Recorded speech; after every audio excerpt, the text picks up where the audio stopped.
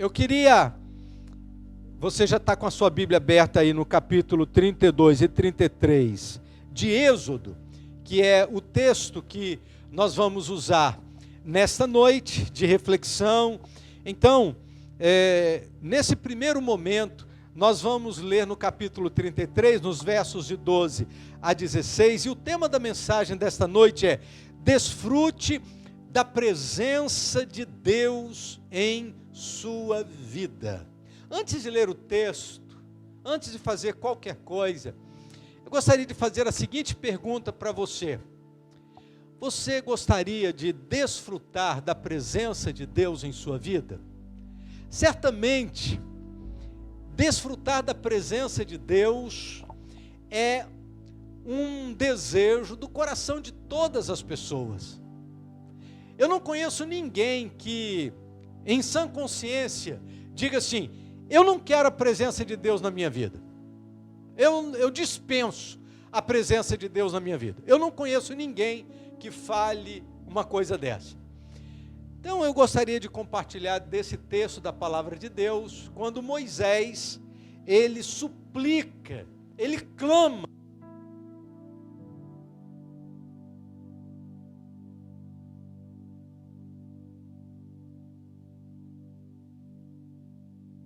Aqui, porque parece que está falhando. Esse está bom? Ok?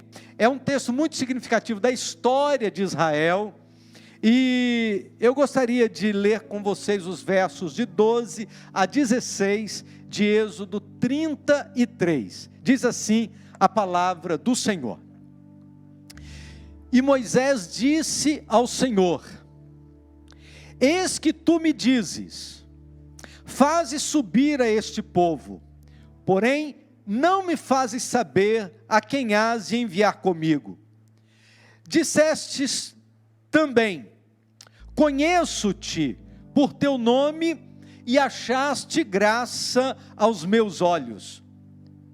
Se eu, pois, tenho achado graça aos teus olhos, rogo-te que agora me mostres os teus caminhos, para que eu te conheça, a fim de que ache graça aos teus olhos e considera que esta nação é o teu povo.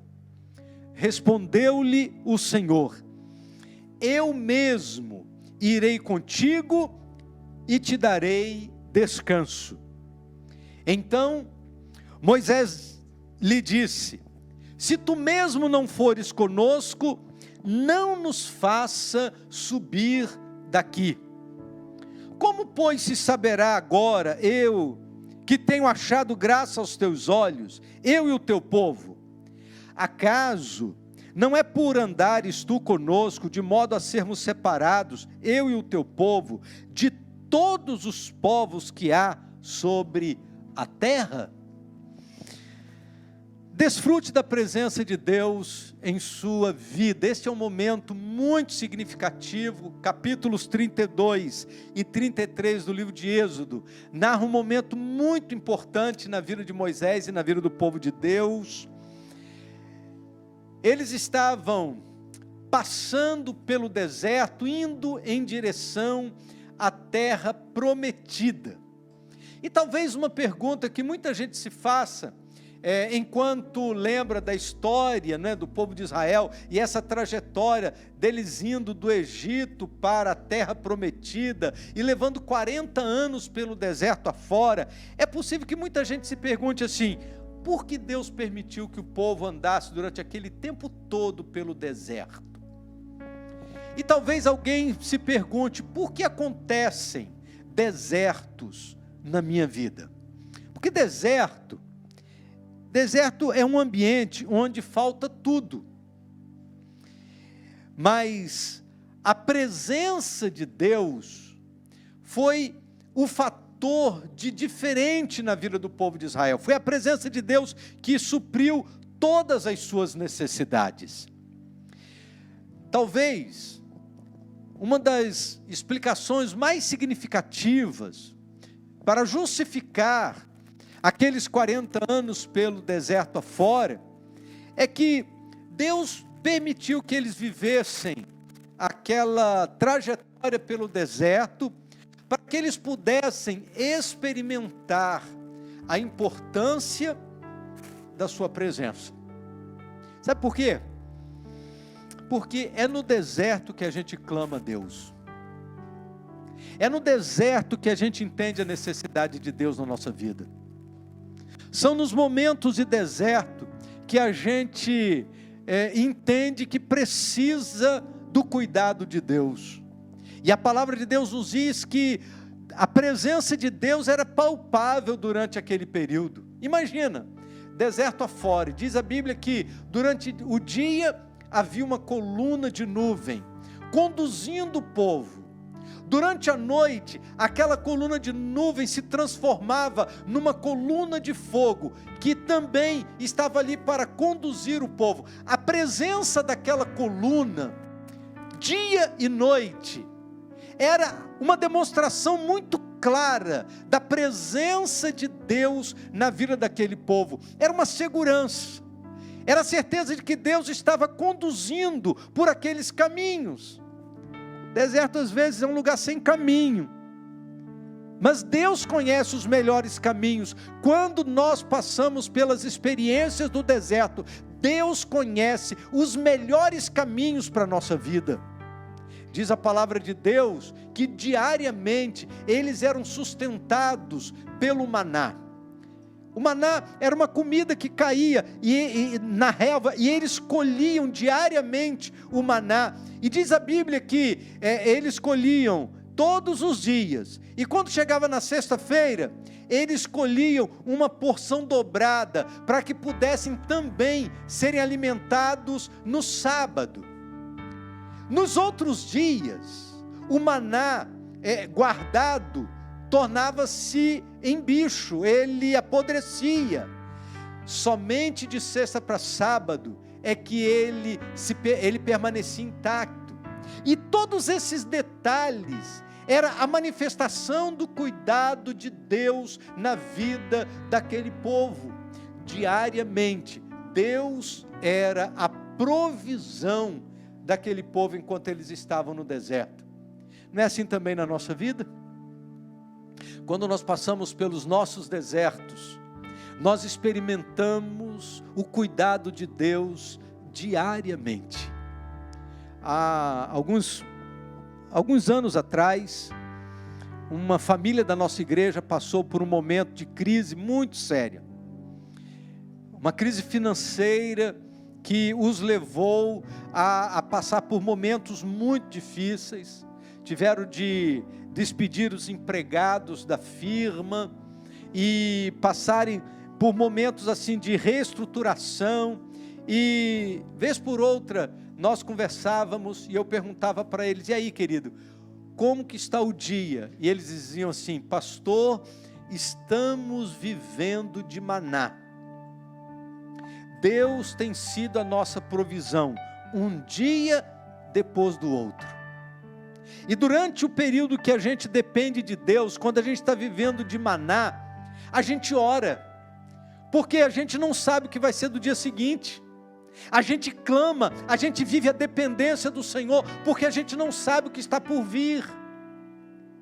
E foi assim que aconteceu na vida do povo de Israel durante todos aqueles 40 anos. Imagine, durante 40 anos sendo sustentados diariamente pelo Senhor. Quando eu lembro desse texto, isso me faz lembrar a palavra de Jesus, quando Jesus nos manda olhar para os pássaros e dizer que Deus não os abandona, Deus os alimenta. Quando a palavra de Deus nos manda olhar para os lírios do campo, que não ceifam, e a Bíblia diz que nem mesmo Salomão em toda a sua glória se vestiu como um deles. E Jesus disse: olha, se Deus assim alimenta as aves do céu, se Deus assim faz roupa para as ervas do campo, que hoje nasce, amanhã são jogadas no forno, quanto mais valeis vós, homens de pouca fé. Ah, queridos, nós precisamos aprender a confiar em Deus. Nós precisamos aprender a confiar em Deus quando olhamos para as coisas criadas por Deus. Nós precisamos a confiar em Deus quando olhamos para as histórias que estão registradas na palavra de Deus. E essa história nos faz lembrar o cuidado de Deus na vida do seu povo.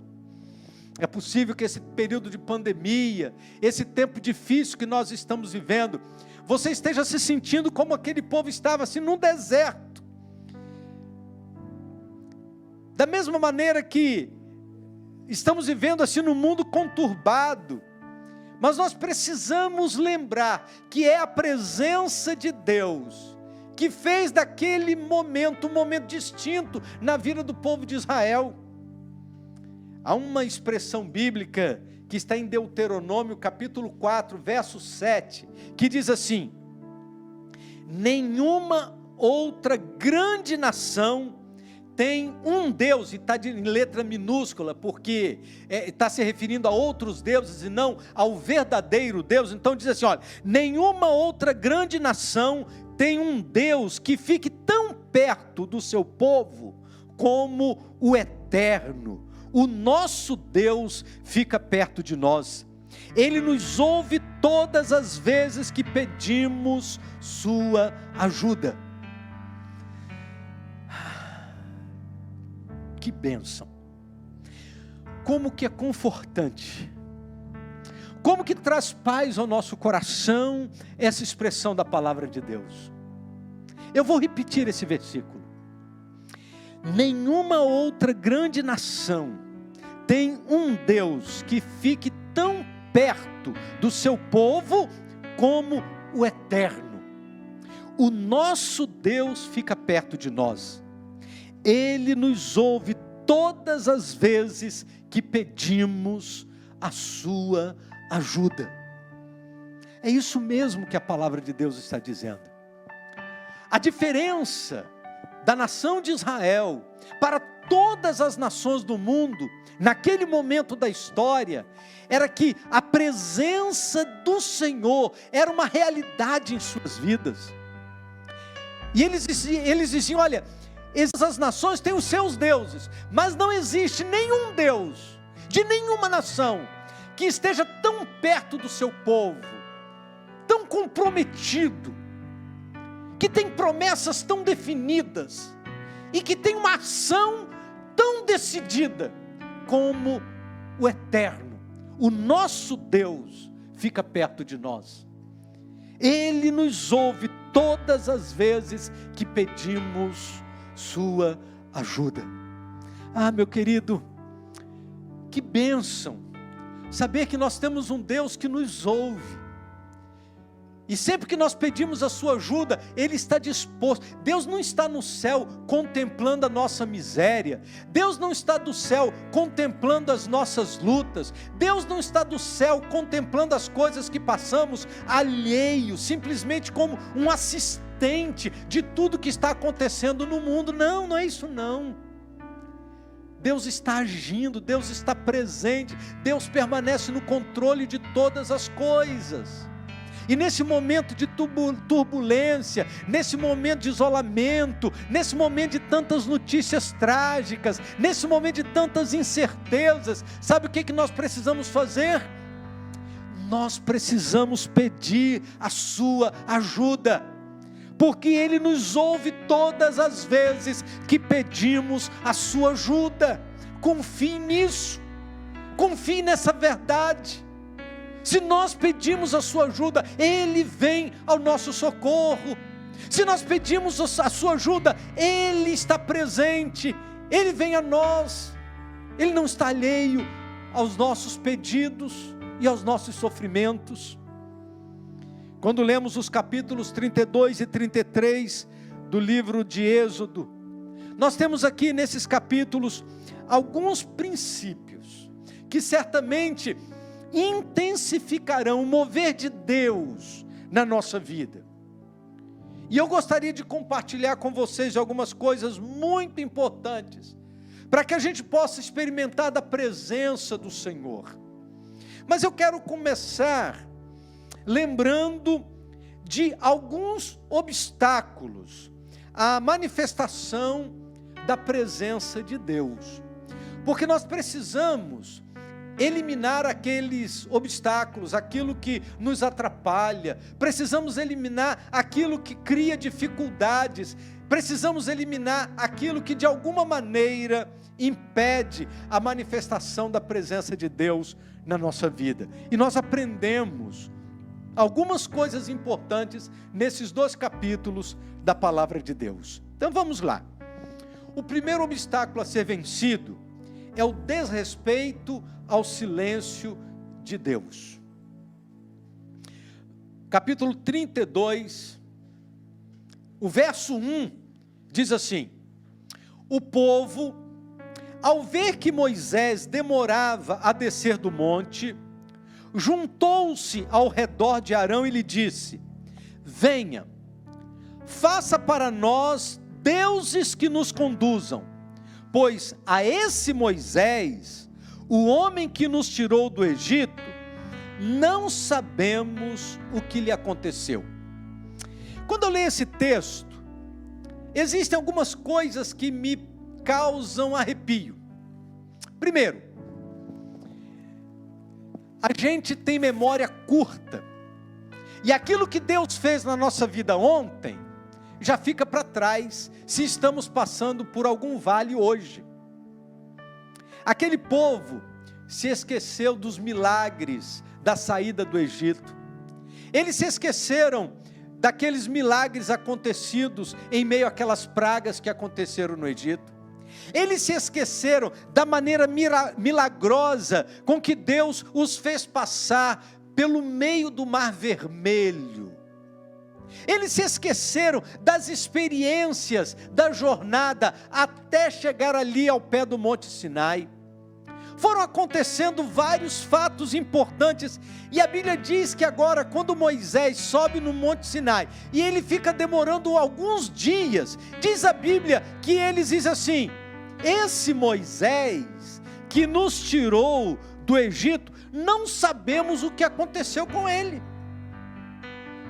A gente é muito imediatista, a gente quer a resposta de Deus para ontem, e se as coisas não acontecem no nosso tempo, a gente já começa a questionar tudo, inclusive o líder que Deus colocou na frente do povo. Moisés agora estava sendo questionado, a vida de Moisés, a liderança de Moisés, e eles se referem a Moisés como esse Moisés. Gente, que povo difícil. Eles não estavam acostumados a aguardar provisões ou providências de Deus. Eles não estavam acostumados a esperar. E a palavra de Deus nos diz assim: os que esperam no Senhor renovarão as suas forças. Mas eles não estavam acostumados a esperar. Salmo 40 diz assim: esperei com paciência pelo Senhor. Eles não estavam acostumados a esperar com paciência pelo Senhor, estavam com pressa. Queridos, por que Deus faz silêncio às vezes? Deus faz silêncio para provar a intensidade, para provar a verdade da nossa fé. A própria palavra, ou a própria definição da palavra promessa, envolve um sentido de tempo, que promessa não é alguma coisa para acontecer de maneira imediata, é para acontecer em algum momento. Quando a gente faz uma promessa, a gente não está fazendo para aquele momento de maneira imediata. Promessa envolve aguardar. A gente gosta da promessa de Deus, mas a gente não gosta de aguardar. A gente gosta das promessas de Deus, mas a gente tem dificuldade em esperar o tempo certo para que a promessa possa se cumprir. Se é promessa, não é para agora. Se é promessa, é para um momento. Mas a gente precisa aprender a esperar, e às vezes Deus faz silêncio para que a gente possa entender o tempo, porque não é no nosso tempo que as coisas vão acontecer. As coisas vão acontecer no tempo dele. O silêncio de Deus faz parte do processo do nosso crescimento. Porque na medida que nós aprendemos a esperar, nós aprendemos a confiar. Então, eu queria convidar você para respeitar o silêncio de Deus, confiando que Deus, Ele promete e Ele cumpre. O caráter de Deus é infalível, nós podemos confiar nele. Então, confie no Senhor. Segundo lugar, há um outro obstáculo à manifestação da presença de Deus, que é a insubmissão ao controle de Deus. Capítulo 32, verso 5, a Bíblia diz assim: vendo isso, Arão edificou um altar diante do bezerro e anunciou: amanhã haverá uma festa dedicada ao Senhor. A grande dificuldade nossa é permitir o agir de Deus e o controle de Deus na nossa vida sem reservas. Somos levados a acreditar que somos competentes para cuidar de nós mesmos. E quando Deus não faz as coisas no tempo que a gente quer, a gente resolve dar uma ajuda, a gente resolve tomar as nossas próprias providências. E sempre que nós deixamos Deus de lado e resolvemos tomar as nossas próprias providências, a gente faz bobagem. A palavra de Deus tem inúmeros exemplos de pessoas que, ao invés de esperar no Senhor, resolveram fazer no lugar de Deus e fizeram errado. Pessoas que, ao invés de aguardar a provisão de Deus, aguardar o cuidado de Deus e aguardar o cumprimento da promessa de Deus, resolveram deixar Deus de lado e resolveram fazer as coisas de acordo com a sua própria vontade, a partir das suas próprias iniciativas. E sempre que isso acontece, as pessoas fazem besteira. Nesse episódio, eles resolveram construir um ídolo para adorarem, porque acharam que Moisés estava demorando demais lá no Monte Sinai. Eles caíram na tentação do gerenciamento pessoal. Eles caíram na tentação de acreditarem que eles tinham condições de resolverem as questões por si mesmos. Não é assim que acontece com a gente de vez em quando? A gente ora, a gente pede a direção de Deus, mas quando a gente acha que Deus está demorando demais, a gente resolve gerenciar os nossos problemas, e a gente resolve tomar as nossas próprias iniciativas, e construímos nossas próprias providências, e sempre que a gente faz isso, a gente não age no tempo de Deus, a gente faz o que não deve. Então, você quer desfrutar da presença de Deus na sua vida? Aceite a direção de Deus, confie na promessa de Deus e espere para que Deus possa agir. Ele age no tempo certo.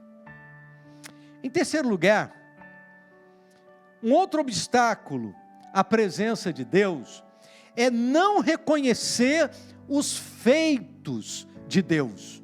Olha só o que está escrito no capítulo 32, verso de número 4. Diz assim: e ele os recebeu e os fundiu, transformando tudo num ídolo, e modelou com uma ferramenta própria, dando-lhe a forma de um bezerro.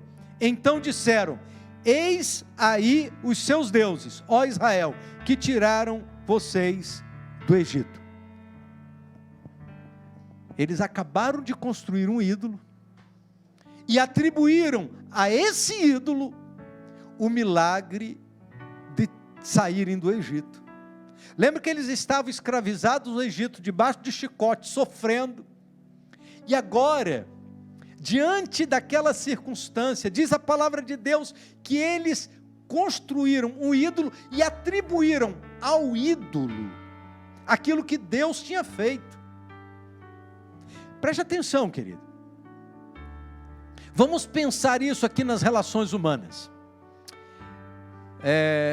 Imagina, no seu ambiente familiar, vamos pensar assim numa coisa bem simples, né? Uma coisa bem simples. Você, esposa, faz um jantar maravilhoso. Você toma todas as precauções para que o tempero esteja correto, o cozimento esteja correto. E aí os seus convidados chegam e você serve aquele jantar maravilhoso. E no meio do jantar, os elogios, eles não são para você. E todos olham para o seu esposo e dizem assim: olha que comida fantástica. Você é um cozinheiro de mão cheia. Olha, o cozimento está perfeito.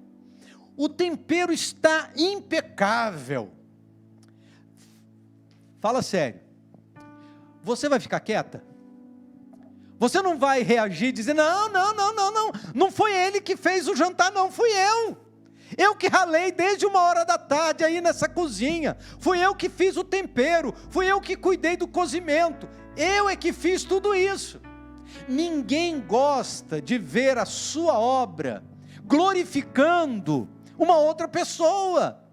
Ninguém gosta de fazer algo e não ser reconhecido por aquilo que faz. Isso nas relações humanas. Eu estou dando um exemplo muito simples. E talvez você esteja lembrando de fatos da sua casa, fatos em que você foi injustiçado, que alguém levou a glória no seu lugar. Agora, imagine como que Deus se sente nesse momento. Deus os tira do Egito com mão poderosa. Deus realiza milagres extraordinários. E agora, no meio da caminhada, no meio do deserto, eles constroem um ídolo, um bezerro, e eles dizem: vamos cultuar esse bezerro, vamos fazer uma festa para esse bezerro, porque foi ele que nos tirou do Egito.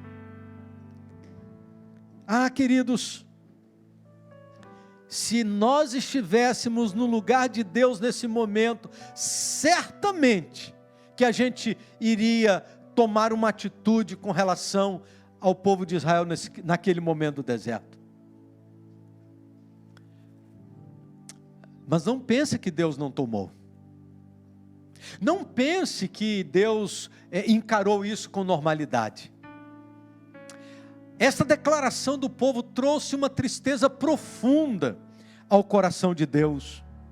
E todo pecado, ele vai provocar algo no coração de Deus.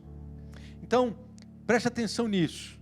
Em quarto lugar, há um outro obstáculo à presença de Deus na nossa vida. É encarar irresponsavelmente o pecado. Quando nós encaramos o pecado de maneira irresponsável, isso cria um obstáculo à presença de Deus na nossa vida. No capítulo 32, nos versos 9 e 10, a Bíblia diz assim: disse o Senhor a Moisés: tenho visto que este povo é um povo obstinado. Deixe-me agora, para que a minha ira se acenda contra eles, e eu os destrua.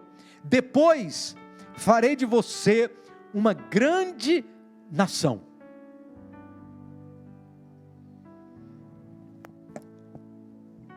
O pecado é o maior inimigo contra a presença de Deus na sua vida.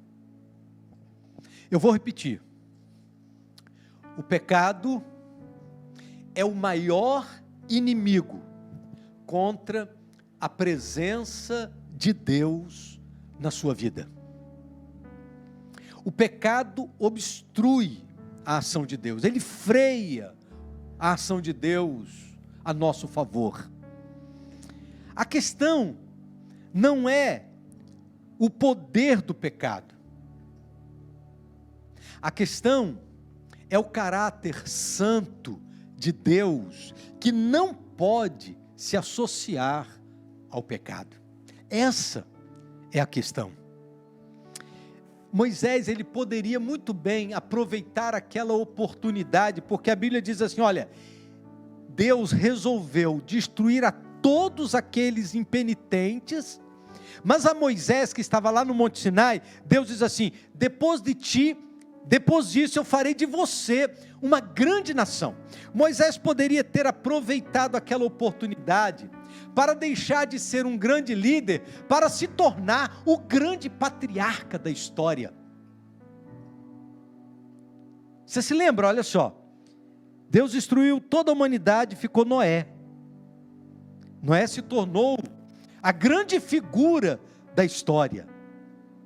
Aí, no capítulo 12 do livro de Gênesis, Deus levantou Abraão para ser o grande patriarca, para que através de Abraão pudesse ser construída a nação de Israel, e Abraão se tornou o pai da fé, o grande patriarca. Foi a partir da promessa de Deus a Abraão, que Jesus veio ao mundo.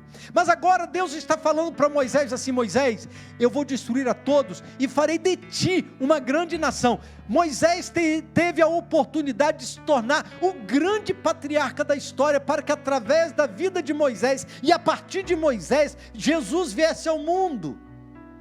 Porque Moisés era da linhagem de Abraão, mas agora ele tem a oportunidade de começar tudo de novo, e se ele tem o seu nome escrito como grande líder, ele agora tinha a oportunidade de se tornar o grande patriarca. Mas eu aprendo com Moisés algumas lições importantes. Nesse momento da história, eu aprendo com Moisés algumas lições muito importantes. Preste atenção nessas lições. Primeiro, ao invés de se aproveitar das circunstâncias, interceda pelos outros.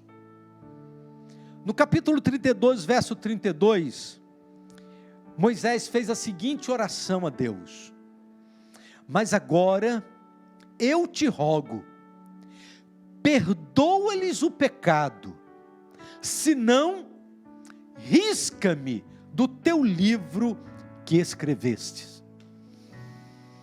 Eu conheço muitas orações ousadas na Bíblia.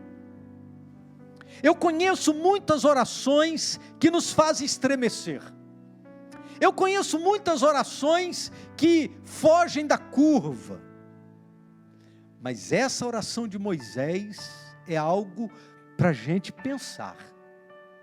Deus diz para ele assim: Moisés, esse povo é um povo pecador demais, eu não consigo me conter, eu vou derramar a minha ira, eu vou destruir a todos eles, e eu vou tirar você do meio deles, e eu vou fazer de você uma grande nação. E Moisés diz: Deus, não faça isso, não destrua esse povo, Senhor, perdoa-lhes o pecado. Agora, se o Senhor não quiser perdoar o pecado deles, então faz o seguinte: risca o meu nome do teu livro. Em outras palavras, vai destruir, me bota no meio. Me bota no meio. Moisés estava comprometido demais com aquele povo para deixá-los no meio do deserto. Moisés estava comprometido demais. E às vezes, nós queremos a manifestação de Deus apenas para atender a nossos caprichos pessoais. Queremos a manifestação de Deus apenas para atender às nossas exigências. Queremos a manifestação de Deus apenas para cuidar da nossa vida. E nos esquecemos das pessoas que estão à nossa volta. Nos esquecemos das pessoas que estão sofrendo ao nosso redor. Aprendemos com Moisés nesse texto que nós precisamos aprender a orar pelos outros. Precisamos clamar pelos outros. Precisamos colocar a nossa vida na brecha e dizer: Senhor, tenha misericórdia dessa nação. Senhor, tenha misericórdia da nossa cidade. Senhor, tenha misericórdia desse povo. Eles merecem o castigo, mas tenha misericórdia deles, Senhor. Tenha misericórdia. Você sabe o que significa a palavra misericórdia? É a junção de duas palavras, miséria e cardia. Miséria e coração. Deus, Ele sente no coração a miséria das pessoas. Quando a Bíblia diz que Ele é misericordioso, a Bíblia está dizendo que Ele sente no coração a miséria alheia. E a Bíblia diz que as misericórdias do Senhor são a causa de não sermos consumidos. Nós gostamos da misericórdia de Deus, mas às vezes nós somos implacáveis com os outros. Aprendemos com Moisés a ter misericórdia. Quando ele deixa se inflamar, o seu coração sente a miséria do seu povo, e ele clama ao Senhor dizendo: Senhor, perdoa-lhes os pecados. Mas não é assim, simplesmente resolve esse problema com eles. Não, Moisés se coloca no meio, e ele diz: Senhor, ou perdoa o pecado deste povo, então tira o meu nome do livro que tens escrito.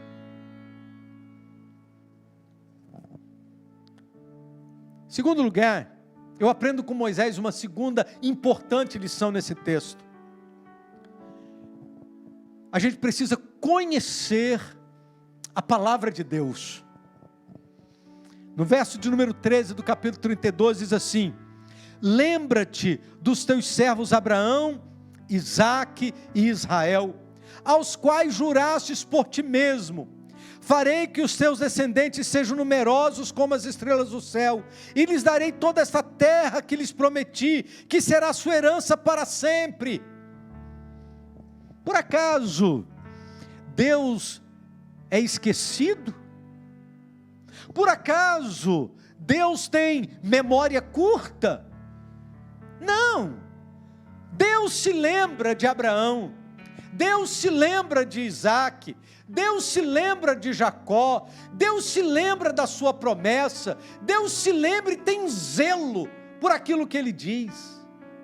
Mas Moisés, nesse momento, ele não está trazendo a memória de Deus, mas ele está dizendo: Deus, eu também me lembro do que o Senhor prometeu, eu também me lembro da tua palavra, eu também me lembro que o Senhor disse que iria dar a esse povo uma bênção, aos seus descendentes, a bênção de serem numerosos como as estrelas do céu. O Senhor disse que eles teriam uma grande herança, Senhor. Eu me lembro disso, eu me lembro da tua palavra. Ah, meu querido, nós precisamos nos lembrar da palavra de Deus. Nós precisamos nos lembrar daquilo que Deus nos prometeu. E nós precisamos nos apropriar das promessas do Senhor, porque Ele é fiel em cumpri-la, ou em cumpri-las. Mas qual a importância que você tem dado às promessas de Deus na sua vida? Como que as promessas de Deus têm alimentado a sua alma e o seu coração durante esse tempo de pandemia? Como que você tem saboreado a palavra de Deus? Como que você tem tomado decisões na sua vida a partir das verdades da palavra de Deus? Aprenda com Moisés. Lembre-se da palavra de Deus. Lembre-se das verdades da palavra de Deus. Só um detalhe: Moisés não tinha um livro na mão. Moisés viveu na época que nós chamamos de transmissão oral das Escrituras. Quando as pessoas ensinavam aos seus filhos as verdades da palavra de Deus, e a palavra de Deus era passada de pai para filho. Ele não tinha um livro para desfolhar e para poder ir lá procurar: Senhor, aqui está a história de Abraão, aqui está a história de Isaque, aqui está a história de Jacó. Não era assim, não. Era aqui, ó. Ele tinha na mente, tinha no coração. A palavra de Deus estava impregnada na sua vida. E naquele momento, ele disse: Senhor, lembra-te, Senhor, o Senhor prometeu a Abraão, o Senhor prometeu a Isaque, o Senhor prometeu a Jacó. Eu confio na tua promessa, eu confio na tua palavra, eu confio em ti. Mas eu tenho uma outra importante lição que eu aprendo com Moisés. Tenha Deus como o centro da sua vida. Aqui no capítulo 33, versos 13 e 14, então, Moisés diz assim: se me vês com agrado, revela-me os teus propósitos, para que eu te conheça e continue sendo aceito por ti. Lembra-te de que esta nação é o teu povo. Respondeu o Senhor: eu mesmo o acompanharei e lhe darei descanso. Louvado seja o nome do Senhor. Moisés percebeu a dificuldade que estava na sua caminhada a partir daquele momento, porque Deus disse: olha, eu não vou continuar no meio de vocês, já eu não vou destruir, tudo bem, mas eu não vou continuar no meio de vocês, eu vou mandar um anjo, e ele vai conduzir vocês a partir de agora, a minha presença vai ser apenas uma situação esporádica. Mas ter a presença contínua de Deus é o que era mais importante para o povo de Deus naquele momento. E Moisés disse: Senhor, se a tua presença não for conosco, não nos faça subir daqui. Eu acho muito interessante a expressão do verso 16, quando ele diz assim: não é por acaso, por o Senhor estar conosco, a sermos diferentes de todos os povos que existem na face da terra.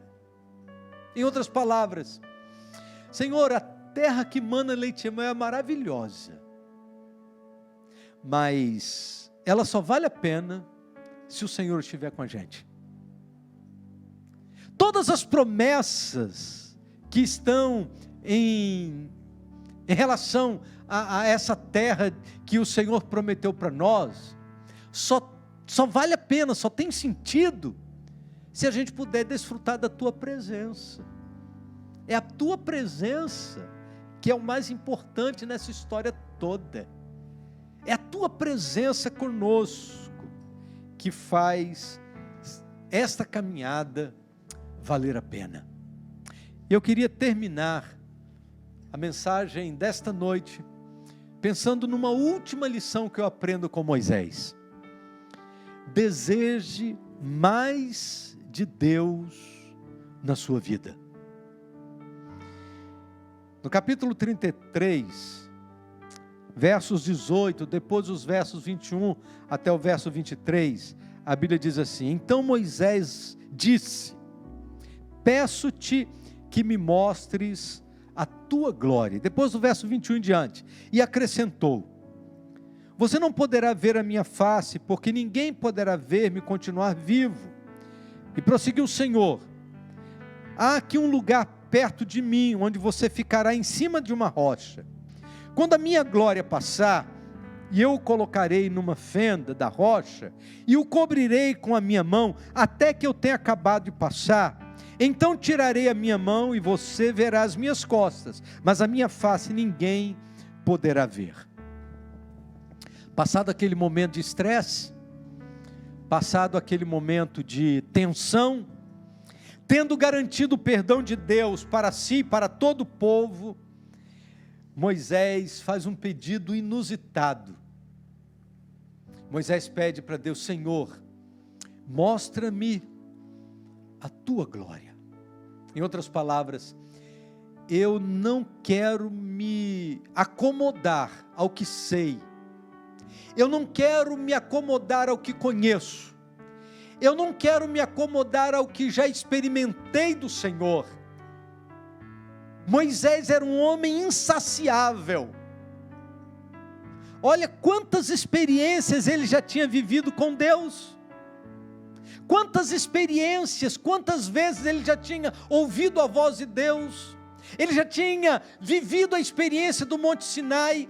Ele tinha passado pelo Mar Vermelho, ele tinha providenciado pão para aquele povo, situações tremendas, onde ele buscava Deus e Deus falava com ele face a face, como qualquer um fala com seu amigo, diz a palavra de Deus. Mas agora ele faz um pedido inusitado, ele diz: Senhor, mostra-me a tua glória. A experiência de ontem foi maravilhosa, mas hoje eu quero mais do Senhor. A experiência de ontem foi fantástica, mas hoje o meu coração arde de desejo pela tua presença. A experiência de ontem foi extraordinária, mas hoje eu quero mais. Eu quero mais da tua presença, eu quero sentir mais do Senhor, eu quero mais da tua glória na minha vida. Gente, quantas vezes nós perdemos esta fome e esta sede pela presença de Deus, nos acomodando àquilo que foi ontem. As experiências que passaram, queridos, foram marcantes e maravilhosas, mas elas ficaram na história. É preciso desejar mais de Deus hoje, é preciso desejar mais de Deus nesta noite, é preciso dizer: Senhor, eu quero mais de Ti, mostra-me a Tua glória. Há um episódio anterior a este, que está no capítulo 24 do livro de Êxodo, nos versos 9 e 10, que a Bíblia diz assim: Moisés, Arão, Nadab, Abiú e 70 autoridades de Israel subiram, e viram o Deus de Israel, cujos pés havia algo semelhante a um pavimento de safira, como o céu em seu esplendor. Foi um tempo maravilhoso que aqueles homens viveram. Apenas os pés. Eles viram um pouco de Deus. E diz o texto que era algo extraordinário. Os seus pés eram semelhantes a um pavimento de safira, como o céu em seu esplendor. Aí agora chega aqui no capítulo 33 do livro de Êxodo. Moisés diz: Senhor, eu quero ver mais, eu quero um pouco mais de Ti, mostra-me a Tua glória. Há uma sede, há um anseio, há um desejo incontido no coração de Moisés, querendo mais de Deus. E nesta noite, Deus quer mostrar toda a sua bondade. E o tema da mensagem é: desfrute da presença de Deus em sua vida. E eu comecei falando dos obstáculos. Depois de falar dos obstáculos, eu tomei a vida de Moisés como um exemplo para nós. E eu gostaria de perguntar: quais são os obstáculos que estão impedindo que você desfrute da presença de Deus? Reconhecer os obstáculos é o primeiro passo. Confessar os obstáculos, confessar os nossos pecados, é o passo que a gente precisa dar, para que a gente possa se livrar dos obstáculos e a gente possa desfrutar da presença do Senhor.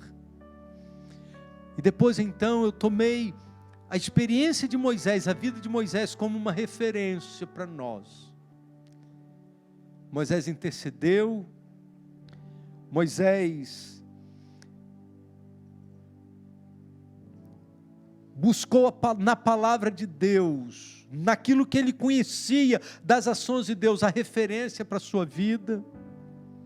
Moisés colocou Deus como o centro da sua história. E Moisés desejou a glória de Deus, experimentar mais de Deus na sua vida. E nesta noite, eu gostaria de fazer um convite para você. E o convite é: abra o seu coração, convide o Senhor para se fazer presente na sua vida. Confesse a Ele os seus pecados, aquilo que tem obstruído a sua vida com Deus, a presença de Deus. Confesse e diga para Deus nesta noite: Senhor, eu reconheço que os meus pecados estão obstruindo para que eu possa gozar da Tua presença. Por isso, hoje eu quero confessar os meus pecados.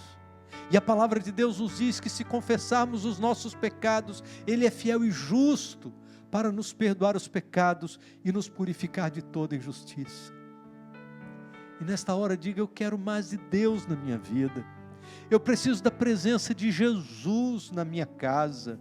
Eu preciso da presença de Jesus no meu coração. Eu gostaria de orar com você nesse momento. A oração que eu vou fazer agora é uma oração de entrega. E eu quero convidar você a fazer esta oração junto comigo. Aonde você estiver. É possível que você esteja agora sozinho, ou quem sabe, reunido com a sua família. Eu quero convidar você para fazer esta oração de entrega. Eu quero dizer para você que tem muita gente orando por você nesse momento. Tem muita gente intercedendo a Deus para que você tome uma decisão de entregar a sua vida a Jesus. Mas esta é uma decisão que só você pode tomar. Por isso, repita esta oração que eu vou fazer. Eu vou falar e você pode repetir agora no seu coração, ou quem sabe até em voz alta aí na sua casa. Eu quero te encorajar a fazer esta oração nesse momento. Você pode orar comigo? Vamos orar. Ó Deus, pode repetir: ó Deus, nesta noite, eu reconheço que existem questões que estão criando obstáculos para que o Senhor se faça presente na minha vida. Por isso, eu quero confessar que sou pecador. Quero te pedir perdão pelos meus pecados.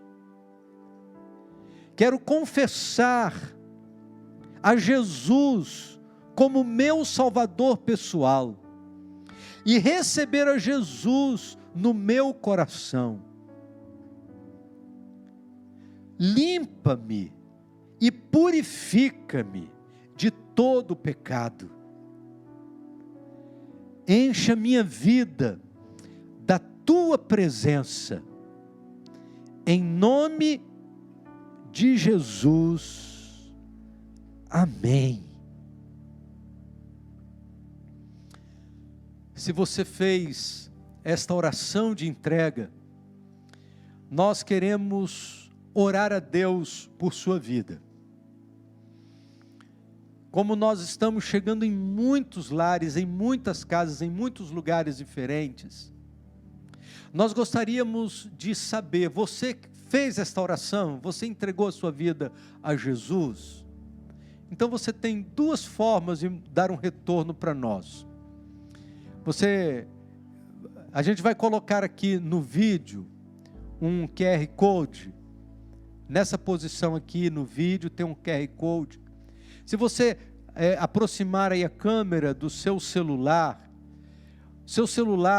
vai encaminhar você para um questionário que consta poucas perguntas, é só o seu nome, o número do seu telefone, e assim, você aceitou Jesus, você se reconciliou com Jesus, tem assim, só para você marcar. Então, se você tomou essa decisão, se você fez esta oração, aproxime o seu celular aqui do QR Code, e preencha essa ficha de decisão, e nós queremos orar a Deus por sua vida. Só em preencher essa ficha enviando para nós, a gente já vai poder saber da sua decisão, e nós queremos orar a Deus pela sua vida. Ou se você não sabe mexer aqui com o QR Code, então faz o seguinte: número do nosso WhatsApp, 2606-3323. Mande um recado para nós no WhatsApp, dizendo: eu aceitei a Jesus como meu Salvador, e coloca o número do seu telefone nesse recado, e nós vamos dar um retorno para você, porque o nosso ministério de oração quer orar por você, o nosso ministério de integração quer fazer contato com você ainda esta semana. Nós queremos caminhar junto com você nesse novo momento, queremos abençoar a sua vida e queremos que mais de Deus seja derramado em sua vida também. Assim como na experiência de Moisés, nós podemos desfrutar da presença maravilhosa do Senhor na nossa vida também. Nós estamos com o nosso coração agradecido, porque certamente muitas pessoas nesta noite puderam fazer esta oração de entrega, entregando a sua vida a Jesus, confiando a sua vida nas mãos do Senhor Jesus. Que Deus te abençoe, Deus abençoe sua casa, Deus abençoe sua família. Nós estamos com o nosso coração agradecido e queremos caminhar com você, queremos caminhar nesse processo de vida cristã. A caminhada do Evangelho é uma caminhada maravilhosa, porque caminhamos juntos, e nós queremos, por isso mesmo, receber esse retorno. Escreva para nós, diga para nós da sua experiência, daquilo que Deus falou ao seu coração, e o desejo do nosso coração é caminharmos juntos para a glória do nome do Senhor. Que bênção, queridos, foi poder partilhar desse momento de culto, de adoração, de louvor a Deus, poder dividir da palavra de Deus com você nesta noite. E próxima quarta-feira, às 19h30, nesse mesmo canal, estaremos cultuando ao Senhor. E enquanto continuar esse período de isolamento social e do impedimento de nossos encontros presenciais, é por aqui que nós vamos nos encontrar, cultuarmos juntos ao Senhor e louvarmos o nome do Senhor. Que Deus te abençoe, que você tenha uma semana inteira debaixo da graça do Senhor, que as decisões desta noite, eu sei que muita gente está tomando decisões muito diferentes nesta noite, que todas as decisões, fruto desta palavra, que você mantenha essas decisões vivas, ardendo em seu coração no decorrer de todos os dias desta semana. E nós estamos com o nosso coração alegre pela bênção de poder compartilhar com você desse momento de culto, de adoração e de louvor a Deus. Que Deus abençoe sua vida, que Deus te dê uma semana inteira debaixo da sua graça. Esse é o desejo do nosso coração, esta é a nossa oração ao Senhor. Foi muito bom estarmos juntos nesta noite, e que a bênção do Senhor esteja sobre a sua vida. Eu quero orar para terminar o culto desta noite em oração. Vamos orar?